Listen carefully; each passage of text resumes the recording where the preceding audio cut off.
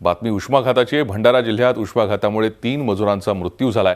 यात एका महिलेचा समावेश आहे। हे सर्व रोजगार हमी योजनेवर काम करणारे मजूर आहेत।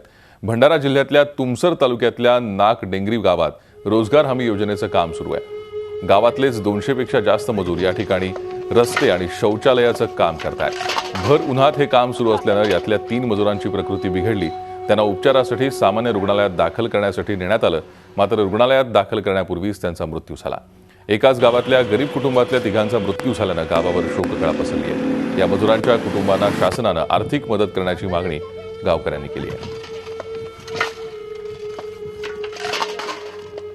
2 मजूर, एक बाई आणि एक माणूस हे कामावर असताना त्यांची प्रकृती तिथंच खराब झाली आणि त्यांना दवाखान्यापर्यंत आम्ही घेऊन आलो।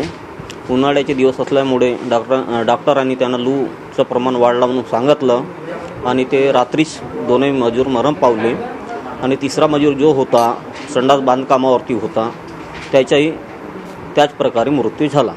त्याकरिता ग्रामपंचायत त्यांना आर्थिक मदत मिळावं म्हणून त्यांनी ठराव पाठवणार आहे। त्याच्यानंतर असा महाराष्ट्रात किंवा भंडारा जिल्ह्यात कोणत्याही तालुक्यामध्ये त्या गरिबाच्या बळी जाऊ नये आणि हे जे 3 लोक मरण पावले ते घराची कर्तेधर्ते होते आणि यांना शासनाने कोणत्या तरी याच्यामधून प्रावधान करून शासनाने यांना अनुदान देण्यात यावे।